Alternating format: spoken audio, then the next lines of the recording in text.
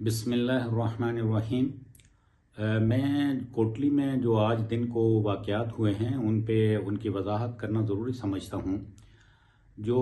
حکومت کی طرف سے پیسفل اسمبلی اور پبلک آرڈر آرڈیننس جاری کیا گیا اس کے بارے میں گزشتہ روز وضاحت بھی حکومت کی طرف سے کر دی گئی تھی کہ یہ عوامی حقوق کی اور عوام کے حقوق کے تحفظ کے لیے جاری کیا گیا ہے، لیکن کچھ شرپسند عناصر اس کو ایک بہانہ بنا کے تو حکومت کو کمزور کرنے کے لیے احتجاج کے نام پہ کوٹلی میں انہوں نے کال دی تھی کہ وہ شہید چوک میں یہ احتجاج کریں گے۔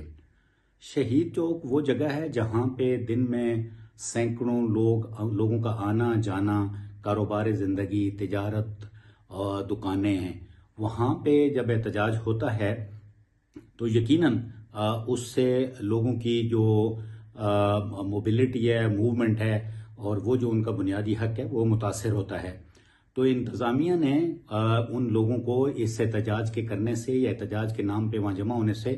منع کیا، لیکن انہوں نے شرپسند عناصر نے قانون کو ہاتھ میں لیتے ہوئے یہ کیا کہ وہ اس جگہ پہ انہوں نے پہنچنے کی کوشش کی۔ انتظامیہ نے ان کو ڈسپرس کرنے کے لیے متنبہ کیا، بار بار وارننگ دی، لیکن جب وہ اپنے کام سے باز نہیں آئے تو پھر انتظامیہ کو وہاں پہ آنسو گیس استعمال کرنا پڑا تاکہ وہ منتشر ہو جائیں۔ اس کے باوجود جب وہ منتشر ہونے سے انکاری ہو رہے تھے یا وہ وہاں پہ اپنا مذموم مقاصد حاصل کرنے کے لیے ٹکنا چاہ رہے تھے تو پھر ہلکا لاٹھی چارج کر کے انہیں ڈسپرس کیا گیا ہے۔ لیکن اس دوران یہ کیا انہوں نے کہ جاتے جاتے جو PWD ریسٹ ہاؤس ہے، سرکاری احاطہ، سرکاری عمارت ہے، اس میں گھس گئے اور اس کو آگ لگانے کی انہوں نے کوشش کی ہے، جسے انتظامیہ نے دفاعی مداخلت کے ذریعے ناکام بنایا ہے اور وہ آگ بجھا دی گئی ہے۔ تاہم اس ریسٹ ہاؤس کے احاطے میں جو سرکاری ریسکیو 1122 کی گاڑی تھی، پولیس کی ایک پریزنر وین تھی، اس کو انہوں نے آگ لگائی ہے۔ اس کے علاوہ وہاں پہ ایک اور تیسری گاڑی جو کھڑی تھی اس کو بھی انہوں نے آگ لگائی ہے۔ اس سے بڑھ کے انہوں نے یہ زیادتی کی ہے کہ ایک NGO ہے، نوید ویلفیئر فاؤنڈیشن ہے، اس کی ایک ایمبولینس جا رہی تھی جو مریض کو لے کے جا رہی تھی، اس کو بھی انہوں نے توڑا ہے اور اس کے اوپر بھی وہ حملہ آور ہوئے ہیں۔